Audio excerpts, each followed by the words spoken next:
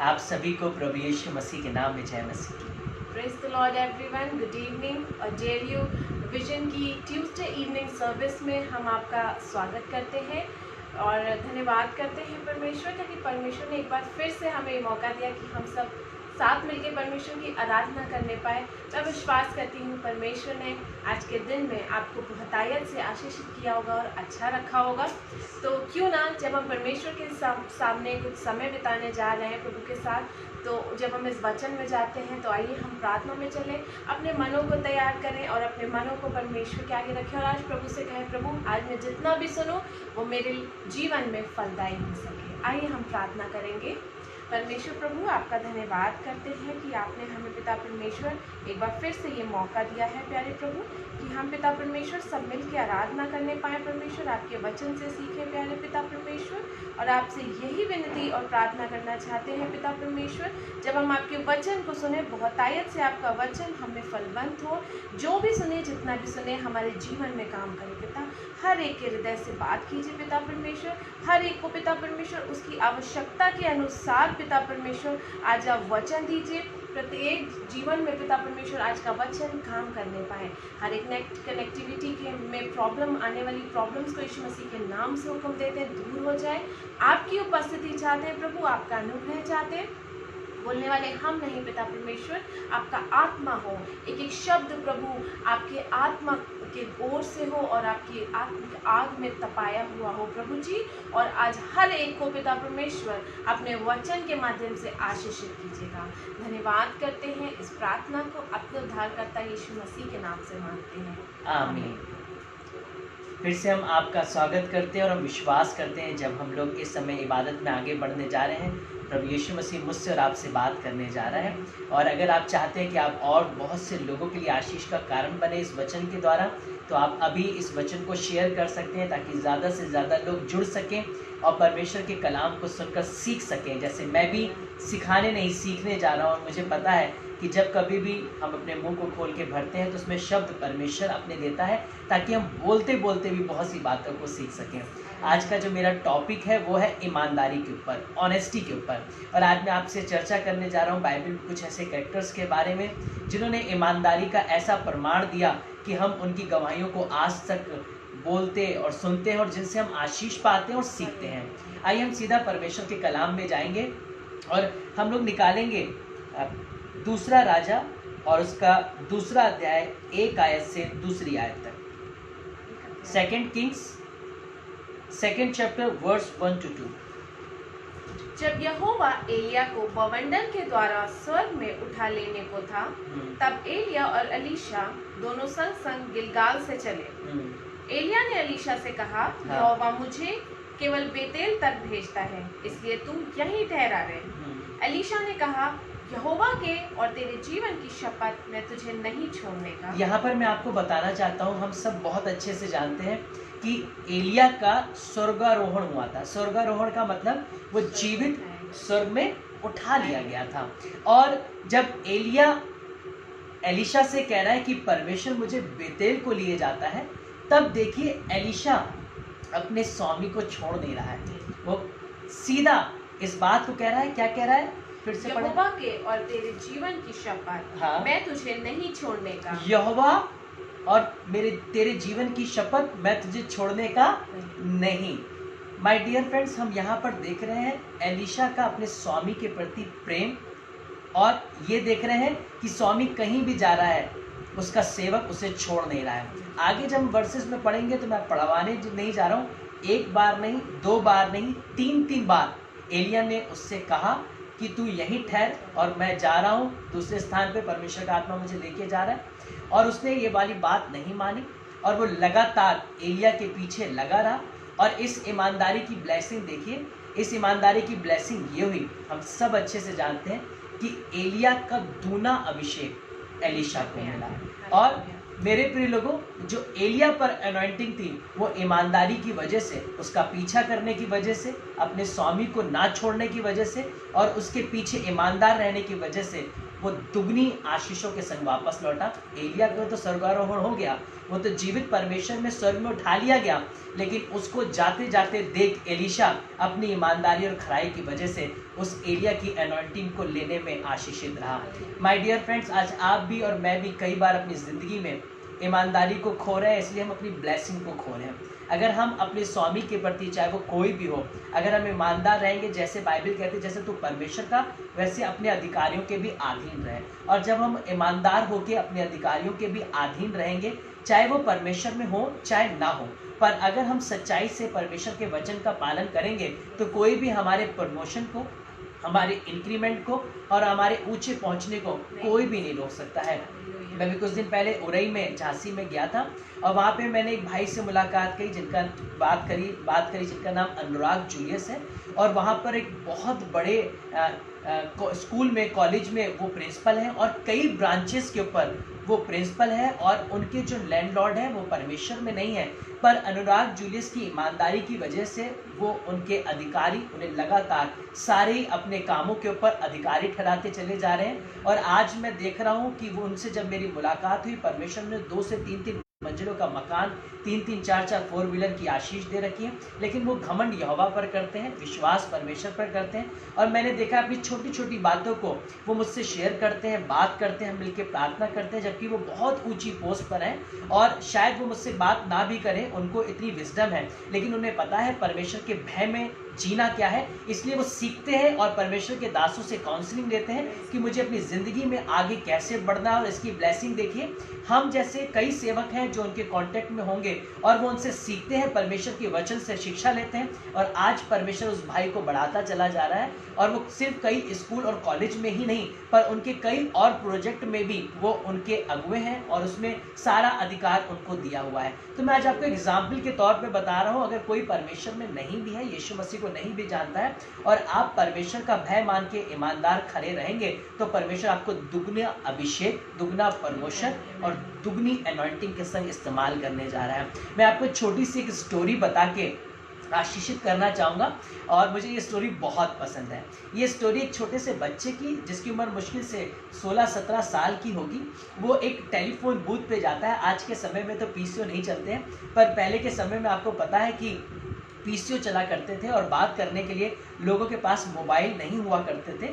तब हम लोगों भी कई बार कहीं भी जाया करते थे या स्टेशन पर होते थे, तो किसी से हमें मिलना होता था तो हम पीसीओ से फ़ोन करते थे कि हम स्टेशन पे इस जगह खड़े हुए हैं। तो उसी तरीके से वो एक पीसीओ पर जाता था और एक घर में फ़ोन मिलाता था, और उस घर में जो कोई फ़ोन उठाता था वो उनसे एक ही बात को करता था कि सर मुझे नौकरी की ज़रूरत है, क्या आप मुझे अपने घर में नौकरी दे सकते हैं? मैं आपके सारे कामों को करने के लिए तैयार हूँ और आप जितनी भी सैलरी देंगे उन कामों में करने के लिए मैं रेडी हूँ। तो वो मालिक बताता है कि सॉरी बेटा, मैं आपको नौकरी पर नहीं रख सकता, क्योंकि मेरे यहाँ पर ऑलरेडी एक जवान है जो काम कर रहा है और हम उससे खुश हैं। फ़ोन वो रख देता है।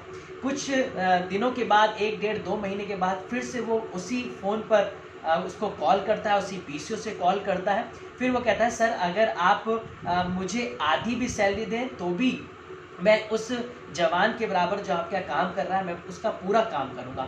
वो बोलता है कोई बात नहीं, मैं उससे खुश हूँ, भले वो पूरी सैलरी ले रहा है पर वो हमारे अनुसार काम कर रहा है, बेटा मैं सॉरी कहना चाहता हूँ। उसके बाद उसने फ़ोन रख दिया। तीसरी बार फिर कम से कम 4-5 महीने के बाद दोबारा वो उस पीसीओ में गया और फिर से उसने उसी घर में फ़ोन किया। उसने कहा सर सॉरी, मैं आपको फिर से तीसरी बार फ़ोन कर रहा हूँ, लेकिन मैं आपसे कहना चाहता हूँ मैं आधी सैलरी में अब उससे ज़्यादा काम करने के लिए तैयार हूँ। आपके बच्चों को स्कूल, आपके घर की सब्जियों को भी लेके आऊँगा और आपका जो और भी वर्क होगा वो भी करूँगा। क्या आप मुझे अपने घर में काम दे सकते हैं? वो बोलता है कोई बात नहीं बेटा, मैं आपसे क्या बोलूँ, वो जो लड़का हमारे घर में काम कर रहा है वो बहुत अच्छा काम कर रहा है, भला वो जो भी सैलरी ले रहा है पर हम उससे कोई शिकायत नहीं है, इसलिए हम आपसे सॉरी कहेंगे। उस पीसीओ वालों को, जो पीसीओ की जिसकी दुकान थी, उसे तरस आ गया, उसका दिल भर गया। उसने उस लड़के से कहा बेटा तुम इतना बार बार उस घर में फ़ोन कर रहे हो काम करने के लिए, तुम एक काम करो मेरी दुकान पर काम कर लो और जो तुम्हें सैलरी चाहिए मैं तुम्हें वो सैलरी देने के लिए तैयार हूँ। तो वो लड़का बोलता है सर एक्चुअली मेरे पास जॉब है और मैं जिस घर में फ़ोन करता हूँ उस घर का नौकर मैं ही हूँ। मैं अपने आप को चेक करने के लिए वहाँ पे बार बार कॉल करता हूँ कि मेरा मालिक मुझसे खुश है कि नहीं है, क्या मैं ईमानदारी से काम कर रहा हूँ कि नहीं कर रहा हूँ। और अगर मेरा मालिक मेरी बुराई करता और मेरे काम से खुश नहीं होता तो वो मुझे फ़ोन करने पर दूसरा व्यक्ति समझकर मुझे नौकरी पर रख लेता और मैं जान जाता कि मैं अपने काम को ईमानदारी से नहीं कर पा रहा हूँ। इसलिए मैं हर 2 से 3 महीने के बाद अपने आप को चेक करने के लिए फ़ोन को करता हूँ। माय डियर फ्रेंड्स, आज मैं आपको यही कहना चाहता हूँ कि भले आज आपके जगह पर और बहुत से लोग आपकी जगहों को लेने की कोशिश करेंगे, आपसे कम सैलरी में काम करने की कोशिश करेंगे और वो यहाँ तक कोशिश करेंगे कि आपसे कम सैलरी में ज़्यादा को काम को कर दें, लेकिन अगर आप पूरे ईमानदारी खराई के संग अपने परमेश्वर के प्रति और अपने स्वामी के प्रति ईमानदार रहेंगे, या मैं इसको कहीं से भी ले सकता हूँ, तो आप कहीं से भी अगर ईमानदारी को दिखाएंगे तो आप जिस जगह पर हैं, जैसे आप हैं, वहाँ पर आपको एक्सेप्ट किया जाएगा और आपकी जगह कभी भी किसी को नहीं दी जाएंगी, क्योंकि आप एक ऐसा एग्जाम्पल बन जाएंगे, आप ऐसी छाप बन जाएंगे कि आपका कोई सब्स्टिट्यूट बना ही नहीं होगा। और आप अपने कामों को इतनी ईमानदारी खराई के संग करिए ताकि आपका सब्स्टिट्यूट भी कोई ना ढूंढ पाए और परमेश्वर आपको बढ़ाए। मैं ईमानदारी के विषय में जब बातचीत कर रहा हूँ तो मैं ईमानदारी में कुछ बातों को ऐड करना चाहता हूँ। सिर्फ ईमानदार परमेश्वर अपने कामों के प्रति नहीं, पर अपने जिम्मेदारियों के प्रति भी रहिए। अगर आप हस्बैंड हैं तो अपनी वाइफ के प्रति ईमानदार रहिए, अगर आप वाइफ हैं तो अपने हस्बैंड के प्रति ईमानदार रहिए, अगर आप बच्चे हैं तो अपने माँ बाप के प्रति ईमानदार हैं, पर माँ बाप हैं तो अपने बच्चों के प्रति ईमानदार रहिए, अगर आप स्टूडेंट हैं तो अपने टीचर के प्रति ईमानदार रहिए, अगर आप टीचर हैं तो अपने बच्चों के प्रति ईमानदार रहिए। अगर आप उनकी पढ़ाने की सैलरी ले रहे हैं तो उन्हें पूरा उतना पढ़ाइए जिसकी आप सैलरी ले रहे हैं। मैं बहुत जगह पर ऐड को देखता हूँ, फेसबुक पे हर जगह पे जब आजकल चल रहे हैं कि लोगों को सैलरी तो मिल रही है पर वो अपनी बेंच पर बैठ के सो रहे हैं और वो बच्चों पर ध्यान नहीं दे रहे हैं, जिससे बच्चों का भविष्य बिगड़ रहा है और बच्चों पे माँ बाप पैसे खत्म कर रहे हैं, पर लेकिन बच्चे बाहर जाके उस पैसों का मिसयूज कर रहे हैं, बार बार फेल हो रहे हैं और अपने माँ बाप के सारी डिजायर्स को फेल कर रहे हैं। तो मैं आज आपसे कहना चाहता हूँ, आपको ईमानदार हर जगह पर होना पड़ेगा। सिर्फ केवल 2 जगह पर ईमानदारी की बात नहीं कर रहा हूँ कि आप परमेश्वर के प्रति, अपने स्वामी के प्रति ईमानदार रहें, पर आप अपने जिंदगी के हर एक क्षेत्र में ईमानदार रहें, खड़े रहें, सच्चे रहें। आपका सब्स्टिट्यूट कोई नहीं बन पाएगा। आज बहुत से रिश्ते इसलिए खराब हो रहे हैं क्योंकि हस्बैंड वाइफ आपस में ईमानदार नहीं है, बच्चे और माँ बाप आपस में ईमानदार नहीं है, इसलिए एक्स्ट्रा मैरिटल अफेयर्स हो रहे हैं और रिश्ते टूट रहे हैं, खराब हो रहे हैं, जिंदगी और परिवार टूट रहे हैं क्योंकि हम ईमानदारी को भूल चुके हैं। और मैं आज आपको बताना चाहता हूँ कि ईमानदारी परमेश्वर का एक बहुत बड़ा एक वरदान है जिसे हमें अपनी जिंदगी में पूरी तरीके से फॉलो करना चाहिए, जिससे हम उसकी बरकतों को डबल अनॉइंटिंग में पा सकें। अगर एलीशा ईमानदार एलिया के प्रति नहीं होता तो वो परमेश्वर से दुगना अभिषेक नहीं पा पाता। एलिया ने दुगना अभिषेक उसे नहीं दिया है, पर परमेश्वर ने खुश होकर कि वो एलिया के प्रति इतना ईमानदार रहा है, इसलिए परमेश्वर ने एलिया को लेते वक्त उसके ऊपर दुगनी अनॉइंटिंग को भेज दिया। आइए हम बाइबल से कुछ और वर्सेस को सीखेंगे, कुछ और बातों को जानेंगे और हम लोग निकालेंगे पहला शमूएल 3 अध्याय उसकी 1 से 9 तक और कुछ वर्ष को पढ़ेंगे। 1 शमूएल 3 चैप्टर वर्स 1 to 9। जी। वह बालक शमूएल एली के सामने यहोवा की सेवा टहल करता था। हाँ। उन दिनों में यहोवा का वचन दुर्लभ था। फिर से क्या? वो बालक एली के सामने यहोवा की सेवा टहल करता था। जी। उन दिनों में यहोवा का वचन दुर्लभ था। उन दिनों में परमेश्वर ने बात करना बंद कर रखा था, परमेश्वर का दर्शन भी दुर्लभ हो गया था, वचन के भेद भी आना बंद हो गए थे। जी, आगे क्या लिखा है? और उस समय ऐसा हुआ कि एली की आंखें तो धुंधली होने लगी थी और उसे ना सूझ पड़ता था। एली की आंखें धुंधली होने लगी थी और उसे कुछ ना सूझ पड़ता था। जब वह अपने स्थान में लेटा हुआ था जी और परमेश्वर का दीपक अब तक बुझा नहीं था, तब शमूएल ने यहोवा के मंदिर में जहाँ परमेश्वर का संदूक था लेटा था, तब यहोवा ने शमूएल को पुकारा और उसने कहा, क्या आज्ञा? तब उसने एली के पास दौड़कर कहा, क्या आज्ञा? तूने मुझे पुकारा है? बस मैं यहीं पर पढ़वाना चाहूंगा। हम यहाँ पर देख रहे हैं, हमने क्या चर्चा पढ़ी कि जो शमूएल है वो परमेश्वर के भवन में उसकी माता हन्ना के द्वारा अर्पित किया गया है परमेश्वर के कामों के लिए, और वो वहाँ पर कोई महायाजक के पद की तरीके से नहीं या कोई बड़ी पोस्ट के लिए नहीं, पर वहाँ पे एक सेवा करने के लिए उसे रखा गया था। हो सकता है साफ सफाई का काम हो, चर्च में देखिए दीपक के पास लेटने का काम हो, देख रेख का काम हो, एली के कामों को सहायक करने का काम हो, और वो परमेश्वर के भवन में परमेश्वर के कामों के प्रति भी और एली के प्रति भी इतना ईमानदार था कि जब परमेश्वर आवाज दे रहा है वो दौड़कर एली के पास जा रहा है, क्योंकि उसे नहीं मालूम था परमेश्वर की आवाज क्या होती है, परमेश्वर का दर्शन क्या होता है, परमेश्वर का भेद क्या होता है, क्योंकि उस समय वचन दुर्लभ था, परमेश्वर ने बात करना बंद कर दिया था। इसलिए उस समय शमूएल को लगा कि शायद ये आवाज मेरे स्वामी एली की होगी। और देखिए वो परमेश्वर के भवन में सेवा टहल इतनी ईमानदारी से कर रहा है कि रात को भी कोई उसे आवाज दे रहा है तो वो दौड़कर एली के पास जा रहा है। आज मुझे और आपको रात को अगर कोई आवाज दे, शायद गुस्से में मैं और आप बक देंगे, कुछ ऐसी बातों को बोल देंगे जिससे दूसरा हर्ट हो जाए, या अपने बिस्तर से नहीं उठेंगे, या फिर हम बहुत रिजिड हो जाएंगे, या हम अपने गुस्से को इस तरीके से निकालेंगे कि हम उठ भी जाएंगे, तो हम अपने स्वभाव को इस तरीके से रखेंगे जैसे हम बहुत इरिटेट है, बहुत परेशान है। लेकिन हम यहाँ पर देख रहे हैं कि वो दिन भर तो सेवा करता है, पर रात में भी वो सेवा करने के लिए इतना ईमानदार, इतना खरा है कि परमेश्वर की आवाज को ना जानने के बावजूद भी दौड़कर एली के पास जा रहा है। और उसे लग रहा है शायद उसका स्वामी एली उससे कुछ कहना चाह रहा है, और वो दौड़कर गया कि क्या आज्ञा उससे पूछने के लिए। इसलिए ये आगे मैं नहीं पढ़वा रहा हूं, मैं आपको ऐसे ही बता रहा हूं। एक बार नहीं, 2 बार नहीं, 3 बार तक परमेश्वर ने आवाज दी, और ये तीनों बार एली के पास दौड़कर गया।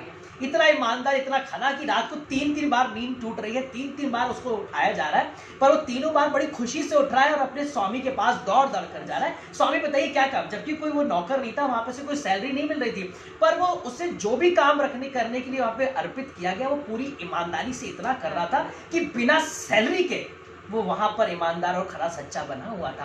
परमेश्वर इतना ज्यादा आनंदित हो गया कि ना तो उसे कोई सैलरी मिल रही है, ना ही अपने माँ बाप के साथ रह रहा है, फिर भी काम तो ऐसे कर रहा है जैसे इसे पता नहीं कितना बड़ा प्रमोशन दिया जाएगा या कितना इंक्रीमेंट दिया जाएगा, और ये मेरे भवन में, जबकि ना तो इसे मेरे बारे में पता है, ना वचन के बारे में पता है, ना दर्शन के बारे में पता है, फिर भी ये एली के प्रति और मेरे प्रति इतना ईमानदार है कि भवन के भी सारे कामों को करता है और मेरे सेवक के भी सारे कामों को करता है। परमेश्वर इतना ज्यादा खुश हो गया कि 2 बार नहीं, 3 बार भी इग्नोर होने के बावजूद भी परमेश्वर ने उसको आवाज देना बंद नहीं किया। परमेश्वर इतना ज्यादा उससे प्रसन्न हो गया कि तीसरी बार जब वो एली के पास गया तो एली ने कहा कि ये मेरी आवाज नहीं, ये परमेश्वर की आवाज है, और जब अब आवाज आए तो कहना तेरा दास सुन रहा है। और तीसरी बार जब परमेश्वर ने आवाज दी तो एली ने जैसा बोला था वैसा ही शमूएल ने बोला, हाँ तेरा दास सुन रहा है। क्या आ गया उसके बाद, अगर मैं आपको बोलूंगा तो आप हिल जाएंगे। लिखा है परमेश्वर आकर खड़ा हो गया। मतलब इतनी खुशी की बात है कि परमेश्वर सिर्फ बात नहीं कर रहा था, परमेश्वर उतर कर आकर खड़ा हो गया शमूएल से बात करने के लिए, क्योंकि उसने कहा हाँ तेरा दास सुन रहा है। ईमानदारी और खराई की आशीष देखिए कि परमेश्वर को स्वर्ग से पृथ्वी पर उतारने के लिए शमूएल ने मजबूर कर दिया। और परमेश्वर के भवन में जहां वचन दुर्लभ था, दर्शन दुर्लभ था, एली के बताने के द्वारा, शमूएल के फॉलो करने के द्वारा परमेश्वर ऐसा उतरा कि उसके बाद सारा अधिकार जो महायाजकों का था वो फ्री ऑफ कॉस्ट, बिना किसी बाइबल ट्रेनिंग, बिना किसी थियोलॉजी कॉलेज के,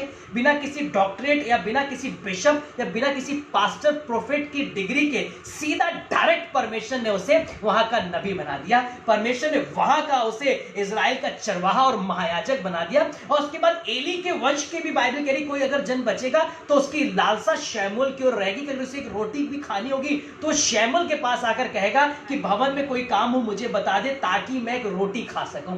मतलब परमेश्वर ने सारा अभिषेक उतार कर शमूएल के ऊपर ऐसा उतारा कि पूरा इजराइल का चरवाने वाला वही बन गया। और उसकी ईमानदारी का फल देखिए कि राजा शाऊल, राजा दाऊद का अभिषेक करने वाला भी शमूएल ही बना, बड़े बड़े नबियों को, अभिषिक्तों को खड़ा करने वाला भी शमूएल बना। एक छोटा सा बच्चा जिसे परमेश्वर के भवन में रखा गया सेवा टहल करने के लिए, इतनी ईमानदारी से काम कर रहा था कि परमेश्वर मजबूर हो गया बात करने के लिए, उसे उठाने के लिए, उसे नबी बनाने के लिए, महायाजक बनाने के लिए। और उस समय में इजराइल में जो कुछ भी होता था उसमें शमूएल से ही बातचीत की जाती थी, यहोवा की मर्जी जानी जाती थी, और शमूएल यहोवा का रिप्रेजेंटेटिव एम्बेसडर बन गया और वो परमेश्वर की ओर से बातें बताने लगा। और जैसा जैसा शमूएल कहता वैसा वैसा परमेश्वर करता। मैं इस बात से इतना ज्यादा आनंदित हुआ कि ईमानदारी और खराई का फल देखिए कि शमूएल पर ऐसी अनॉइंटिंग उतरी कि परमेश्वर तो आकर भी खड़ा हो गया। और जिस समय दुर्लभ हो गया था परमेश्वर का बातचीत करना, शमूएल के द्वारा फिर से शुरू किया गया। आज आप हो सकता है अपने देश के लिए, अपने परिवार के लिए, अपने घराने के लिए, अपने विश्व के लिए, जहां पर परमेश्वर का वचन दुर्लभ है। परमेश्वर ने आपके परिवार में आपके लोगों से बात करना बंद कर दिया है, आपके शहर में, आपकी कलीसिया में बात करना बंद कर दिया है, आपके देश में, आपके राज्यों में बात करना बंद कर दिया है। अगर आप सिर्फ ईमानदारी से परमेश्वर के पीछे चलेंगे तो आप फिर से परमेश्वर के एम्बेसडर बन सकते हैं, उसकी आवाज को पहुंचाने वाले बन सकते हैं। जहां पे परमेश्वर ने रूबरू होना बंद कर दिया है। हो सकता है फिर से परमेश्वर अपने दर्शन को उंडेलने लगे, फिर से परमेश्वर अपने वचन के भेदों को खोलने लगे, ताकि हमारे द्वारा परमेश्वर की बातें लोगों तक पहुंचाई जा सके।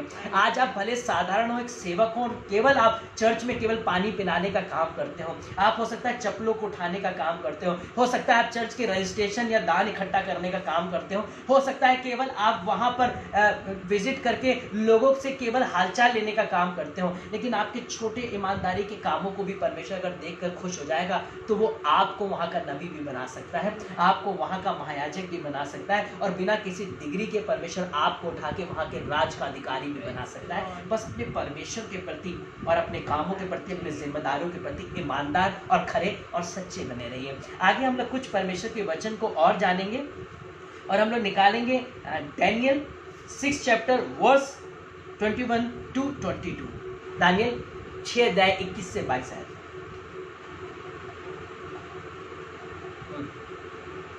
तब दानियल ने राजा से कहा, हाँ हे राजा, तू युग युग जीवित रहे। जी।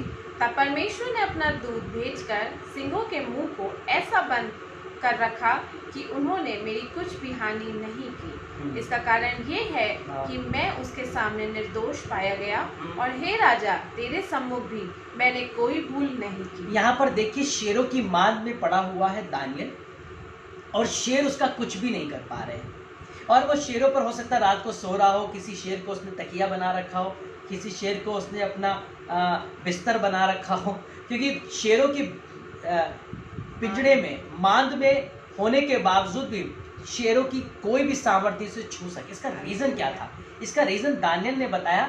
हे राजा, जब राजा परेशान हो गया कि दानियल के संग क्या हुआ होगा, तो वो दानियल को आवाज देकर पूछ रहा है, उसके परमेश्वर की दुहाई देकर। तो दानियल कह रहा है, हे राजा, मैं परमेश्वर के सम्मुख भी निर्दोष ठहरा हूँ, और मैंने राजा तेरे विरुद्ध भी कोई पाप नहीं किया है, या मैं तेरे विरुद्ध भी कोई भी ऐसा काम नहीं किया है जिससे मैं निर्दोष ना ठहरूं। उसके राजा के प्रति ईमानदारी, जबकि राजा कोई परमेश्वर का जन नहीं है, वो कोई मसीह नहीं है, वो परमेश्वर को फॉलो नहीं करता है, वो अन्य जाति को मानने वाला और अपनी रीति पर चलने वाला राजा है। लेकिन उसके बावजूद भी बंधुआई में आया हुआ दानियल इतना ईमानदार और खरा है अपने राजा के प्रति और परमेश्वर के प्रति कि उसने बताया कि राजा, मैं परमेश्वर और तेरे दोनों के सम्मुख निर्दोष ठहरा हूँ, निष्कलंक ठहरा हूँ, ईमानदार ठहरा हूँ। इसलिए परमेश्वर ने शेरों की मांद में होने के बावजूद भी मुझे शेरों से बचा रखा है। अगर आज हो सकता है आपकी जिंदगी में शेरों की मांद की कंडीशन आ गई और चारों तरफ से आप घिरे हुए हैं,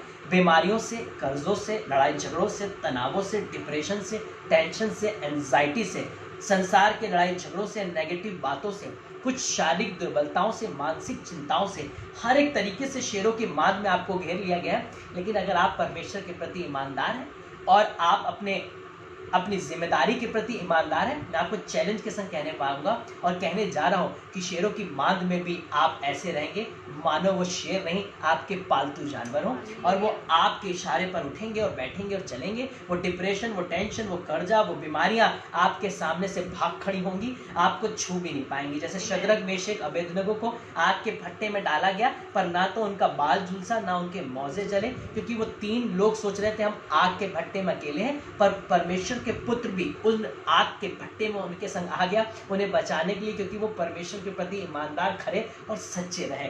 माय डियर फ्रेंड्स, अगर आप ईमानदार, खरे, सच्चे हैं तो जिंदगी की किसी भी आग में आपको डाल दिया जाए और आपको लग रहा होगा आप चारों तरफ से घिर गए और आप नहीं बच पाएंगे, फिर वो चाहे शेरों की मांद क्यों ना हो, फिर वो चाहे यूसुफ की तरह आपको गड्ढे में डालकर बेच दिया गया हो, व्यभिचार का आरोप लगाकर आपको जेल खाने में डाल दिया गया, लेकिन आप अपनी ईमानदारी में चल रहे तो प्रधानमंत्री आपको बनना ही बनना है, दानियल की तरह अध्यक्ष बनना ही बनना है, शद्रक, मेशक, अबेदनगो की तरह ऊंचे पद पर आपकी प्रतिष्ठा होनी ही होनी है, और उन राजाओं के सामने भी आपके सर को ऊंचा होना ही होना है। सिर्फ केवल ईमानदारी, खराई परमेश्वर के प्रति, अपनी जिम्मेदारियों के प्रति, अपने अधिकारियों के प्रति जब आप रखेंगे, मैं आपको चैलेंज के संग कहना चाहता हूं कि आपको कोई भी नहीं रोक सकता है उस डबल एनॉइंटिंग को पाने से। आज अगर आप डबल एनॉइंटिंग चाहते हैं परमेश्वर की, तो ईमानदार बन जाइए। आइए जल्दी से कुछ और कैरेक्टर्स को देखेंगे, फिर इसके खत्म करेंगे। रूथ चैप्टर 1 वर्स 14 to 17।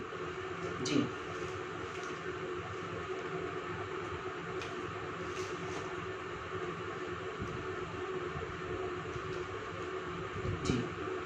17, 14 to 17 पढ़ेंगे। तब वे फिर से उठी और ओरपा ने तो अपनी सास को चूमा, परंतु रूत उससे अलग ना हुई। यहाँ पर हम अभी बताना चाह रहा हूँ मैं, यहाँ पर एक ये स्त्री की चर्चा हो रही है जिसका पति मर चुका है, जिसके दोनों बेटे भी मर चुके हैं और वो अकेली है, उसकी 2 बहुएं हैं। वो बोल रही है कि अब तुम मेरे संग मत रहो, क्योंकि मेरे संग तुम्हें अब रहने से कुछ भी फ़ायदा नहीं होगा, क्योंकि मैं तो अब अकेली हूँ और मैं अब पूरी तरीके से निस्सहाय हूँ और मैं तुम्हारे लिए कुछ भी नहीं कर सकती हूँ, इसलिए तुम वापस अपने घर चली जाओ। तब ओरपा तो अपनी सास को झूम कर चली गई, पर रूत ने क्या कहा है, पढ़ेंगे फिर से। रूत उससे अलग ना हुई। तब उसने कहा, देख तेरी जेठानी तो अपने लोगों और अपने देवता के पास लौट गई है, इसलिए तू अपनी जेठानी के पीछे लौट जा। देखिए यहाँ पर क्या लिखा है, तेरी जेठानी तो अपने लोगों और अपने देवता के पास लौट गई। इसका मतलब रूत और ओरपा परमेश्वर को मानने वाले कुल में से भी नहीं थी। अगर आप पहले पढ़ेंगे तो आपको पता चलेगा वो शायद मोआबी थी और वो मोआबिया स्त्री थी और जिनका परमेश्वर से कोई लेना देना नहीं था, लेकिन उसके बावजूद भी अपनी सास से इतनी ईमानदारी उसने दिखाई कि पति के जाने के बावजूद भी उसने अपनी सास को नहीं छोड़ा और सास से बोली कि मैं तुझे छोड़कर नहीं जाऊंगी। उसके बाद देखिए उस रूत ने क्या बोला है जी। तू मुझसे ये विनती ना कर कि मुझे त्याग या छोड़कर लौट जा, क्योंकि जिधर तू जाए उधर मैं भी जाऊंगी, जहाँ तू टिके वहाँ मैं भी टिकूंगी, तेरे लोग मेरे होंगे और तेरा परमेश्वर मेरा परमेश्वर। देखिए क्या बोला, जबकि वो अन्य देवताओं को मानने वाली है, पर लेकिन उसने जब देखा कि मेरा पति नहीं रहा और मेरी सास अकेली है तो मैं उसे छोड़कर नहीं जाऊंगी, अब मेरी सास का जो नगर होगा, उसके जो लोग होंगे और उसका जो परमेश्वर होगा, वो नगर भी मेरा वही होगा, वो लोग भी मेरे होंगे, वो परमेश्वर भी मेरा होगा, क्योंकि मैं अब जिस घराने को छोड़कर आई हूँ वो अब मेरा नहीं है, क्योंकि विवाह के बाद परमेश्वर की योजना से मैं एक नए कुल और एक नए घराने से जुड़ गई हूँ। अन्य जाति परिवार से आने के बावजूद भी इतनी ईमानदार, इतनी खरी रही कि इसने अपनी सास को नहीं छोड़ा। उसके बाद जानते हैं इसका अभिषेक उसे क्या मिला? इसके बाद अभिषेक उसे ये मिला कि वो बोएज की पत्नी बनी और यीशु मसीह की वंशावली में उसकी आदि माता बनी। सिर्फ एक ईमानदारी की वजह से, सिर्फ एक खराई की वजह से रूत प्रभु यीशु मसीह की जनरेशन में उसकी आदि माता में काउंट की गई और उसकी जनरेशन में यीशु मसीह पैदा हुआ। किस लिए हुआ जानते क्यों? क्योंकि उसने अपनी ईमानदारी को नहीं खोया, जबकि वो अन्य जातियों में से आती थी। आज अगर आप अपनी सास के प्रति भी, ससुर के प्रति भी, या सास ससुर अपने बहू के प्रति, अपने दामाद के प्रति ईमानदार है, मैं आज आपको बताना चाहता हूँ आप इसका भी फल पाएंगे, आप इसकी भी ब्लेसिंग पाएंगे। आपने कभी नहीं सोचा होगा कि आपके काम काउंट किए जाएंगे, नहीं काउंट किए जाएंगे, लेकिन परमेश्वर के राज में आपकी ये ईमानदारी काउंट की जाएगी। रूत ने ईमानदारी दिखाई, उसकी सास ने रूत के प्रति ईमानदारी दिखाई, दोनों के बीच में अंडरस्टैंडिंग और बॉन्डिंग ने ऐसा फल दिया कि आगे जाके रूत समृद्ध हुई, आशीषित हुई और परमेश्वर ने उसे बहुत संपन्न किया और उसकी सास को संपन्न किया और वो यीशु मसीह की वंशावली में ठहरी। माय डियर फ्रेंड्स, आज आप हो सकता है किसी भी जगह से आए हो और आपका यीशु मसीह से कोई लेना देना ना हो, पर आज आप परमेश्वर के वचन को अगर सुन रहे हैं तो मैं आज आपसे कह रहा हूँ कि आप ब्लेसिंग पाएंगे अगर आपने उसकी और अपने जीवन को फेर लिया। एक आखिरी वर्ष पढ़वाऊंगा, उसके बाद मैं खत्म करूंगा। हम लोग निकालेंगे दूसरा राजा 5 अध्याय उसकी 2 और 3 आयत। अरामी लोग दल बांध कर इस्राएल के देश में जाकर वहाँ से एक छोटी लड़की बंदी बनाकर ले आए। एक छोटी लड़की कैसे लेकर आए? बंदी बनकर एक लड़की आई है। देखिए बंदी लड़की बंदुआई में आई है, गुलामी में लेकर आई गई है जी। और वह नामान की पत्नी की सेवा करती थी। वो नामान जो वहाँ का सबसे बड़ा अधिकारियों में से एक था, राजा के सीधा सम्मुख रहने वाला था, वो उसके यहाँ पर काम करती थी।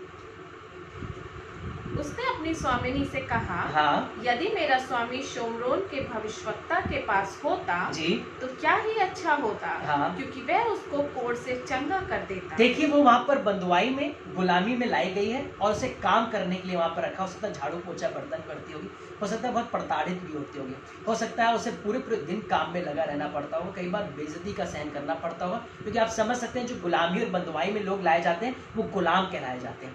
उसके बावजूद भी ये अपने स्वामी के प्रति इतनी ईमानदार है, अपनी स्वामिनी के प्रति इतनी ईमानदार है कि अपने स्वामी के कोढ़ को देखकर ये रह नहीं पाई और बोली अपनी स्वामिनी से, अपनी मालकिन से, अपने अधिकारी से बोली, अगर मेरा स्वामी मेरे इज़राइल में होता तो वहाँ पर वो रोगी नहीं होता, वो कोढ़ से शुद्ध हो जाता। और बिल्कुल सच्चाई आगे जाके नामान गया भी, एलिशा के पास पहुंचा, एलिशा ने उसे भेजा, 7 बार डुबकी लगाई और वो चंगा होकर वापस लौटा। एक गुलामी में और बंदुआई में लाई हुई लड़की ने अपने राजा की चंगाई को उस तक पहुंचाया। और माय डियर फ्रेंड्स, वो उसका भला और भलाई चाहती थी। आज हम भी अपने अधिकारियों के प्रति अगर है वो हमें गुलामी की तरह रख रहे हैं, पर हम परमेश्वर के प्रेम को प्रदर्शित करके उनके जीवन को बदल सकते हैं और वो आपको आदर और सम्मान देंगे और आपको ऊंचे पर उठाएंगे, क्योंकि आपने उनके प्रति अपने स्नेह को और परमेश्वर के प्रेम को रखा है। आइए सीधा हम लोग प्रार्थना में चलेंगे और केवल इस समय विश्वास करेंगे कि आज मैं अपनी जिंदगी में हो सकता है ईमानदार रहने के बावजूद भी प्रताड़ित किया गया हूँ,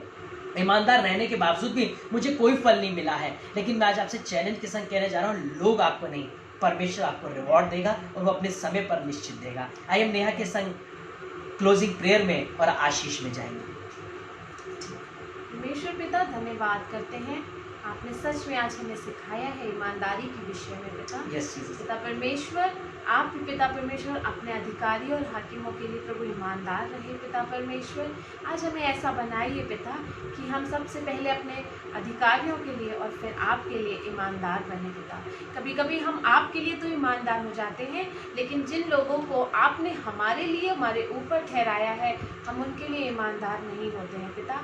आज का वचन पिता हमें हमारी सोच को बदले पिता और हमें सिखाए पिता कि हम कैसे प्रभु यीशु मसीह अपने ऊपर ठहराए हुए लोगों के लिए, चाहे वो हस्बैंड हो, वाइफ हो, पिता परमेश्वर सास ससुर हो, माता पिता हो, या फिर कोई भी अधिकारी हो, या हमारे प्रोफेशन में हमारे कोई भी बॉसेस हो, ईमानदार हो के प्रभु जी हम सब बातों को सह लें, क्योंकि उसका रिवॉर्ड आप हमें देंगे पिता परमेश्वर। जैसे कि प्रभु अभी हमने वचन में सुना किस तरह से आपने रूथ को प्रॉस्पर किया, किस तरह से पिता परमेश्वर आपने शैमुएल को पिता परमेश्वर पिता अपने लिए चुना और आने उसके बाद आने वाले राजाओं के ऊपर उन्हें ठहराया, इज़राइल का नबी बनाया पिता परमेश्वर। मैं धन्यवाद करती हूँ प्रभु जी, किस तरह से आपने उस छोटी बच्ची को पिता परमेश्वर नामान के लिए डिवाइन हेल्पर बना दिया प्रभु, और वो पिता परमेश्वर किस तरह से उसके कोढ़ से छुटकारे का कारण बन गई पिता परमेश्वर।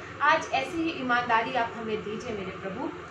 मैं प्रार्थना करना चाहती हूँ प्रभु जी, हमारे आसपास हमारे जो भी हो हम उनके प्रति ईमानदार रहें प्रभु। ये वचन बहुत तायत से लोगों के जीवन में फल लाए प्रभु, इसे हम भूलने वाले नहीं मेरे प्रभु, इसे हम अपने अंदर बसा लेने वाले बने प्रभु, सुनकर भूलने वाले नहीं बल्कि आज से इसे फॉलो करने वाले बन सके। सुनने वाले जितने भी व्यूअर्स हैं सबको आशीषित कीजिए आज की शाम में। यदि कोई बीमार है वो चंगा हो जाए, यदि कोई परेशानी में है उसकी सारी परेशानियां यीशु मसीह के नाम से जाती रहे पिता। यदि कोई आंसू बहा रहा है उसके आंसुओं को यीशु मसीह आज आप पोंछने जा रहे हैं। यदि कोई जॉबलेस है उसे प्रभु जी आप उसके लिए सारे इंतजाम को करने जा रहे हैं, एक अच्छा जॉब देने जा रहे हैं। यदि किसी के घर में खाने के लिए नहीं है प्रभु, आप उनके खत्तों को अपने स्वर्गीय भंडारों से भरने जा रहे हैं पिता परमेश्वर। यदि किसी को वचन की भूख है आज आप उसे वचन से भरने जा रहे हैं। यदि किसी को पवित्र आत्मा चाहिए आज आप पवित्र आत्मा से लोगों को भरने जा रहे हैं। मैं धन्यवाद करती हूँ आपका पिता, एक बार फिर से सारी अच्छी बातों के लिए प्रभु हर एक को नाम बनाम आशीष दीजिए प्रभु जी, और यदि हमसे कोई गलती हुई क्षमा कीजिए। यूं ही हम आपकी सेवकाई को और ज़्यादा करने वाले हो सके पिता। सारी बातों में मेरे प्रभु जी आपको धन्यवाद करते हैं। प्रार्थना को अपने उद्धारकर्ता यीशु मसीह के नाम में मांग लेते हैं, आमीन। आप सभी को प्रभु यीशु मसीह के नाम में जय मसीह की। अगर आपसे कोई वचन कभी मिस हो जाता है तो आज ही आप YouTube पर जाके जीसस लव्स यू विजन या JLU विजन चैनल को सब्सक्राइब कर सकते हैं, बेल को प्रेस कर सकते हैं और वहाँ पे आप हमारे सारे ही सर्मन्स को जो आपसे अगर मिस हो जाते हैं आप वहाँ पर उन्हें देख सकते हैं। और भी बहुत सी गवाहियों को जो हम फेसबुक पर नहीं बोल पाते हैं वो YouTube पर आप हमसे वहाँ पर मिलकर जुड़कर आशीषों को पा सकते हैं। प्रभु आप सबको आशीष दे, सबको जय मसीह।